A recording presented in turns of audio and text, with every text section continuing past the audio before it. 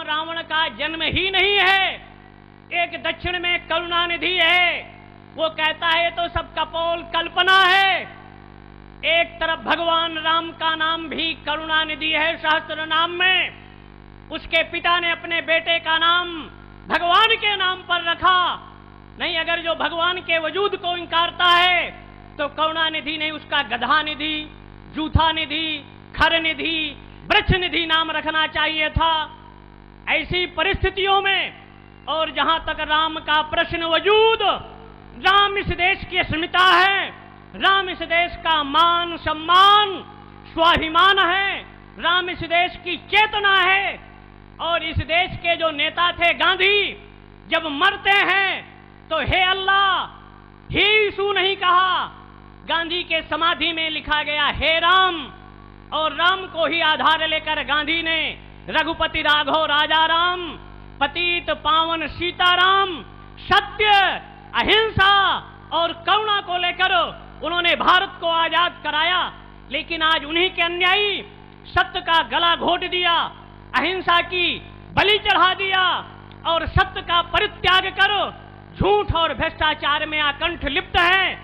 और ऐसी परिस्थिति में जिस देश में राम को भी न्याय पाने के लिए 60 वर्ष लग जाता है, लेकिन राम के चरित्र को अपने जीवन में आज कहा जाता है भारत देश महान, तो आज का भारत देश महान कि त्रेता का भारत देश महान, एक नारी की इज्जत का प्रश्न उठता है। रावण जब सीता को चुरा कर चलता है तो और उन परिस्थितियों में जब नारी की आर्त पुकार भारत का पक्षी सुनता है तो अपने प्राणों की बाजी लगा देता है, लड़ने के लिए तैयार हो जाता है। लेकिन आजाद भारत में कितनी सीताओं की आबरू लूटी जाती है। क्या यही भारत महान है जहां 100 में 80 बेईमान, फिर भी भारत देश महान कहा जाता है। त्रेता का भारत देश था, गीधराज सुन आरत बानी, रकुल तिलक नारी पहचानी। अगर भारत की नारी पर मान सम्मान का प्रश्न आता है तो भारत का पक्षी मांस खाने वाला अपने प्राणों की बाजी लगा देता है। तो 1,81,56,000 वर्ष का देश भारत महान था कि आज का भारत देश महान। दुनिया में नारियां पतिव्रता आप सुनते हैं। अमेरिका में एक लेडी थी जिनके पति मर गए और अपने पति के कब्र को पंखा झेल रही थी। भारत के हमारे एक संत गए जूना अखाड़े के, उन्होंने देखा कि भारत की नारियां मरने के बाद अपने पति के चिता पर कोई पंखा नहीं चलेती। उन्होंने कहा देवी ये क्या कर रही हो? कहे मेरे पति से इकरारनामा था कि तब तक तुम दूसरी शादी नहीं करोगे। महाराज ये मेरे 16वें पति थे और इसलिए मैं पंखा झेल रही हूं कि चिता सूखे और 17वां पति मैं करूं। लेकिन भारत की संस्कृति ये नहीं है। विदेशों की संस्कृति है कांच की गिलास, होटलों में जाए जो चाहे उपयोग करे। लेकिन भारत की संस्कृति है मिट्टी का बर्तन, कुल्हड़ और पत्तल, जिसको एक व्यक्ति उपयोग करता है और दूसरा उपयोग नहीं करता। ये भारत की संस्कृति, भारत का कल्चर था। और ऐसी स्थितियों में अगर हम विचार करें, चिंतन करें, मंथन करें तो अनेक पतिव्रताओं को देखा होगा। लेकिन राम एक पत्नी व्रतधारी थे। राम कथा का औचित्य, आदर्श पुरुषों के लिए विशेषकर है। पुरुष नशबंदी नहीं कराए और नारियां भ्रूण हत्या नहीं करें। आज नारियां, एक तरफ हम लक्ष्मी की पूजा करेंगे, सरस्वती का पूजन करेंगे और दुर्गा की पूजा करेंगे, दूसरी तरफ लक्ष्मी स्वरूपा, सरस्वती स्वरूपा। और इस प्रदेश के चीफ मिनिस्टर जी ने भी कहा कि बालिका बचाओ, लेकिन कहने के बावजूद कितनी हमारी माताएं हैं जो भ्रूण हत्या करने पर उतारू रहती हैं। इसलिए अपने बेटे को बहू चाहते हो तो भ्रूण हत्या जैसे कृत्य अपने जीवन में मत करिए। और अगर संतान नहीं चाहते तो 2 बच्चों की जिम्मेदारी आप लोगों की। लेकिन हमारा सनातन संस्कृति कहता है अगर सगर को ले लें तो 60,000 औलाद, भगवान कृष्ण को ले लें तो 16,108, और अगर 2 बच्चों की स्थिति रही होती तो भरत जैसे भाई, शत्रुघ्न जैसे भ्राता जो तीसरी और चौथी औलाद थे, आज भारत में 376 IAS IPS, 992 डॉक्टरों, 800 इंजीनियरों और लगभग 500 नेता जो अपने पिता की 5वीं, चौथी और तीसरी औलादें हैं। इसलिए भ्रूण हत्या, परिवार नियोजन और कृष्ण जैसे भगवान जो अपने इस देश की 8वीं औलाद थी, इसलिए अगर संतान नहीं चाहते तो इंद्रियों पर नियंत्रण रखें, लेकिन ऋग्वेद कहता है 8 संतान पैदा करें। 2 लोगों की आपकी जिम्मेदारी, 6 बच्चों की जिम्मेदारी हम लेते हैं। हम भोजन देंगे, वस्त्र देंगे और रहने की व्यवस्था करेंगे, लेकिन भ्रूण हत्या जैसे कृत्य अपने जीवन में मत अपनाएं। और अगर यही परिस्थिति और स्थिति रही तो इस देश का होगा क्या? देश की संस्कृति जाएगी कहां?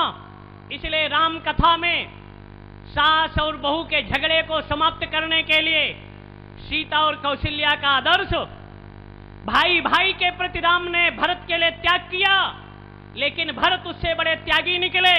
जमीन पर भी गड्ढा खोद कर गुफा बनाकर रहते रहे कि राम जमीन में रहते हैं। बड़ा छोटे के लिए त्याग करता है तो छोटा बड़े के लिए त्याग करता है। इसलिए राम कथा के माध्यम से अपने जो भाइयों के बीच का संघर्ष है ये मिटेगा, भ्रूण हत्या समाप्त होगी।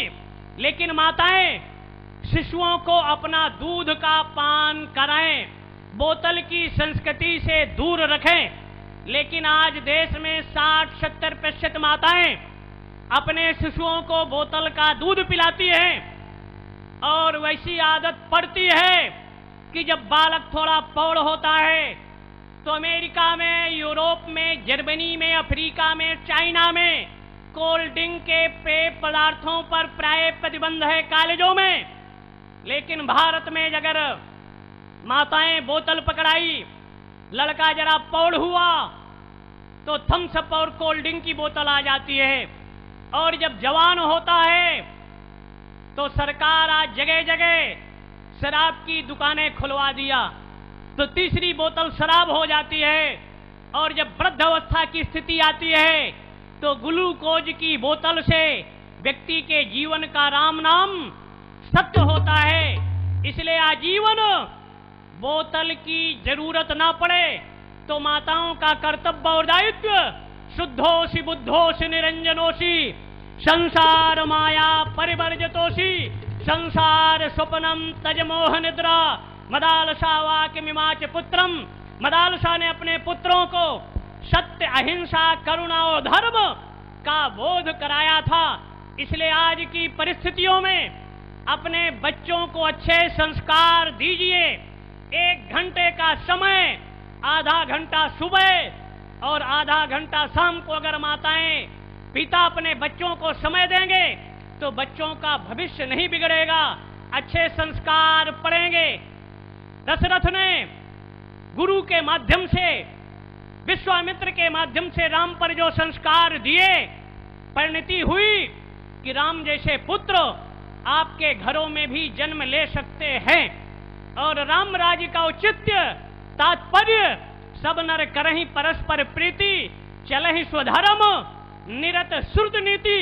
राम राज्य का है कि किसी से संघर्ष नहीं, सब लोग प्रेम, स्नेह, करुणा, मैत्री के साथ रहें। और आपस में अगर प्रेम रहेगा, एकता रहेगी तो निश्चित है संपन्न भारत, शिक्षित भारत और विपन्नताओं से रहित भारत का निर्माण होकर रहेगा।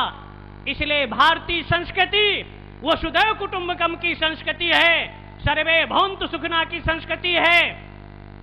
और ईशावास्यमिदं सर्वं यद किंचित जगत्याम जगतो तेन त्यक्ता भुंजीथा मां गृहा कश्चित वनम। भगवान शिव की उपासना, आराधना, अगर एक पुष्प चढ़ा दो, एक बिल्व पत्र चढ़ा दो, एक अक्षत का कण चढ़ा दो, एक चुटकी कुमकुम चढ़ा दो तो भोलेनाथ प्रसन्न हो जाते हैं।